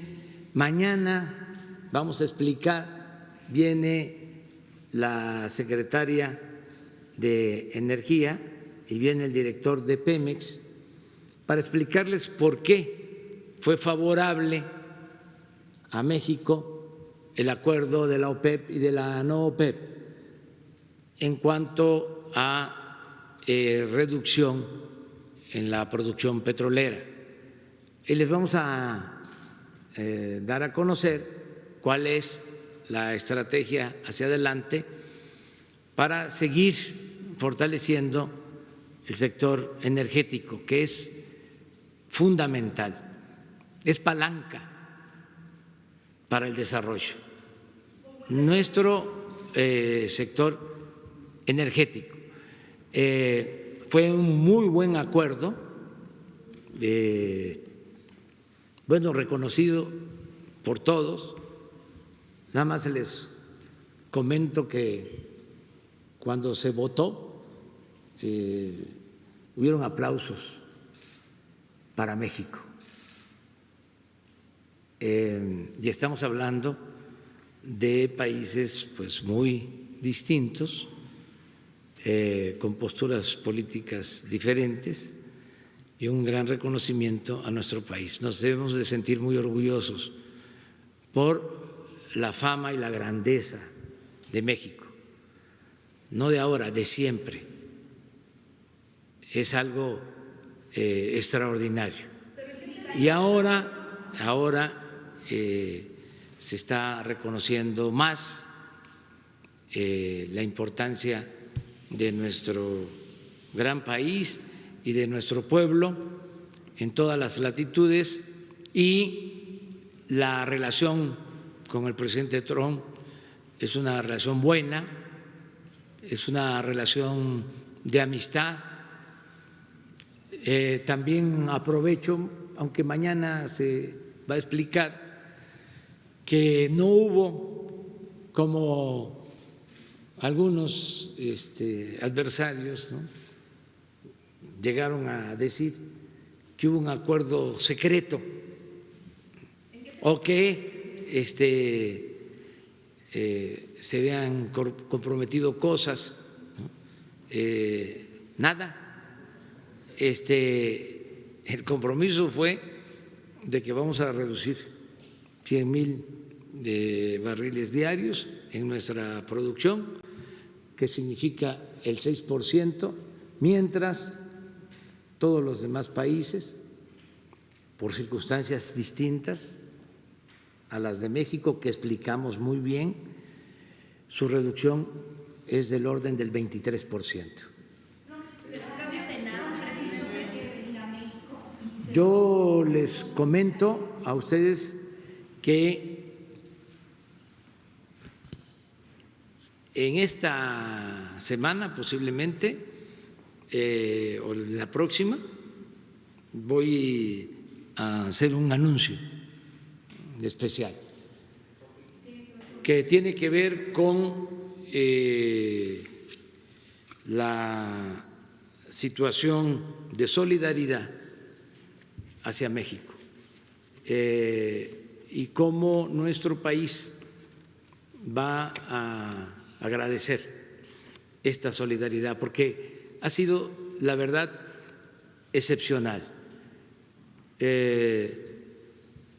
Se portaron bien los gobernantes de Rusia, el presidente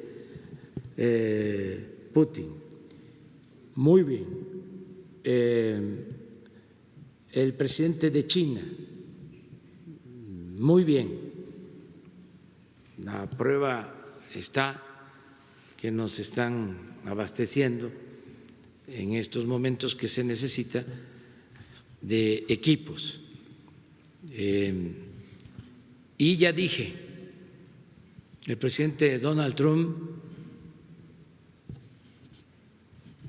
se ha portado muy respetuoso y con mucho afecto hacia México. Y para no generalizar, porque cada quien tiene su manera de pensar y somos una democracia y hay pluralidad, acoto de que se ha portado muy bien con el gobierno que represento. Muy bien, y esto consideramos ha sido bueno para México y para los dos países. Ha sido una relación respetuosa y constructiva.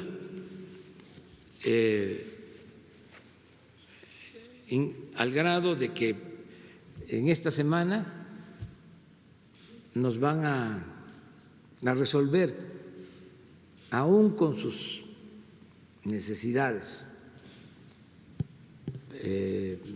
sus apremios, porque también nuestra solidaridad al pueblo estadounidense, porque está siendo muy afectado por la epidemia, sobre todo en Nueva York y en otras regiones de Estados Unidos, muy afectados. Nuestra solidaridad a enfermos, a familiares de los que han perdido la vida. Entonces, aún en esta circunstancia, le solicitamos apoyo para que nos consiguieran, porque escasean en el mundo, ventiladores y monitores. Y así, de manera espontánea,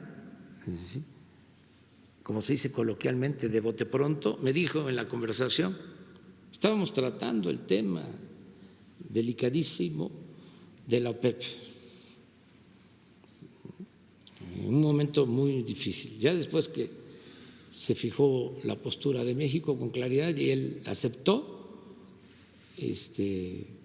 con una actitud muy comprensiva. Después de eso le planteé lo de los ventiladores y de inmediato me dijo, voy a hacer todo lo posible, mañana le hablo. No me habló, me mandó a decir de que están consiguiéndolos, están buscando la forma de conseguirlos. Esperamos ayer. Parece que la Cancillería ya tiene un aviso de que en esta semana pueden decirnos si van a poder ayudarnos con estos ventiladores. Entonces, es una relación muy buena, muy buena. Hablamos después, vamos a estar hoy pendiente de el doctor Hugo, que tiene todo nuestro apoyo, todo nuestro respeto. Fíjense los opositores, cómo son.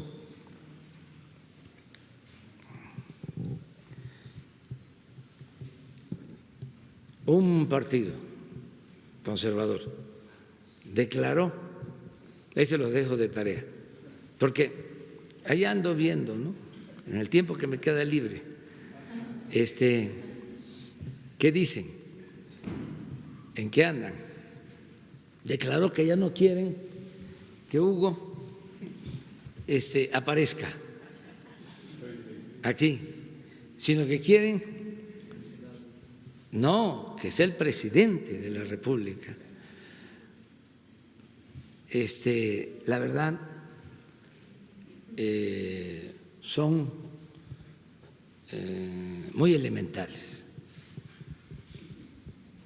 muy primarios. Tiene que estar informando pues un especialista. O sea, ya lo dije, los políticos no somos todólogos, pues solo algunos de ellos que salen ahí a dar conferencias y su cubreboca y, ¿no?, todos cubiertos. Cuando yo aprendí aquí desde el principio de que el cubreboca no era indispensable. No para protección personal. Sí. Entonces, pero quisieran eso, ¿no? Porque en el fondo lo que les molesta es que nos vaya bien. Pero imagínense lo que está en juego. Si se impone el conservadurismo de nuevo, tocó madera, si hay un retroceso, pues se vuelve a instalar la peste de la corrupción, que es lo más funesto y lo más trágico que le ha pasado a México.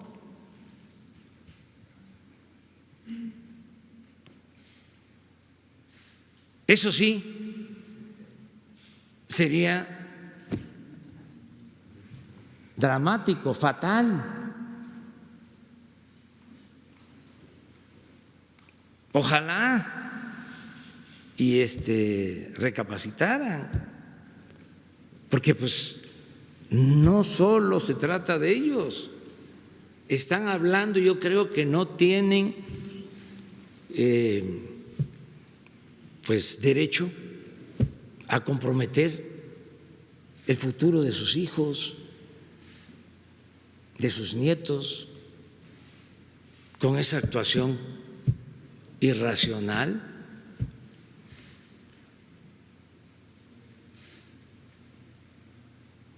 Juárez, no cabe duda que era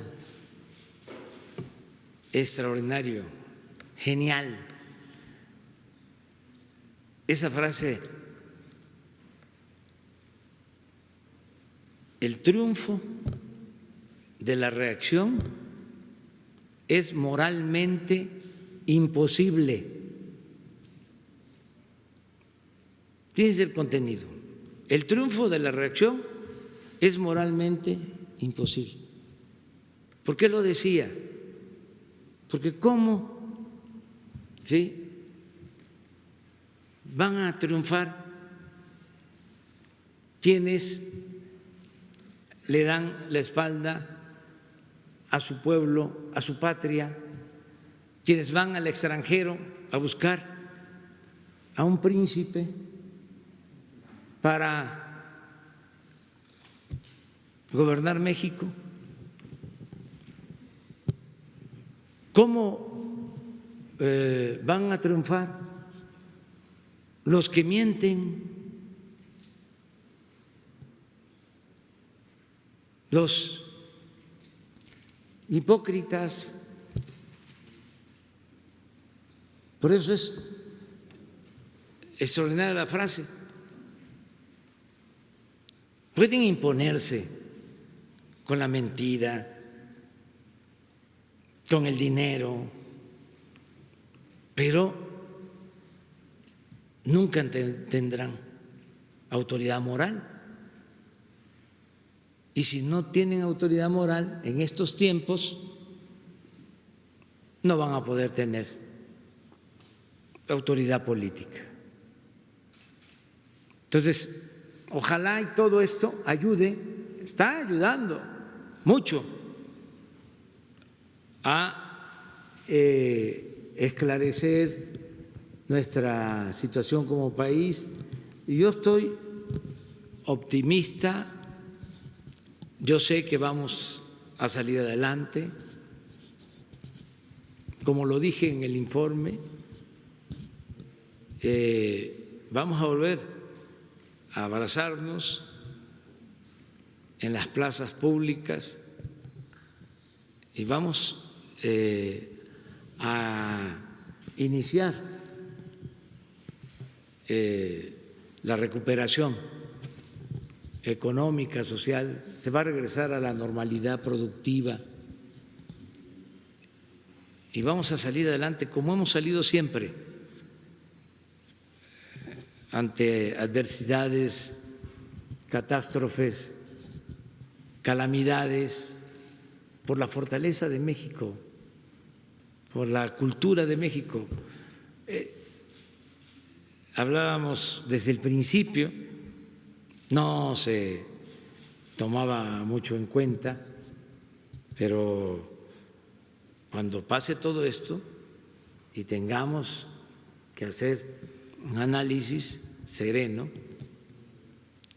vamos a valorar la importancia de nuestras culturas, de nuestras costumbres como pueblo, de nuestras tradiciones, la importancia de la familia mexicana.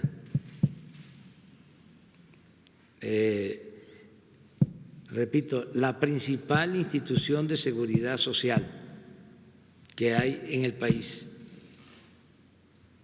la fraternidad de nuestras familias. Todo eso es México. Entonces, por eso, ánimo, vamos a salir adelante. Hoy por la noche, a las 7, Hugo continúa informando, como siempre, con el equipo que le ayuda, y mañana hablamos sobre petróleo y el jueves ya quedamos en la definición de la estrategia, lo que sigue, lo que vamos a llevar a cabo hacia adelante, y que la pasen muy bien. Váyanse digo respetuosamente, con todo cariño, no dejen de hacer lo que hace Hugo y algunos del sector salud. Váyanse a comer una torta, una guajolota con atole. Bueno, adiós.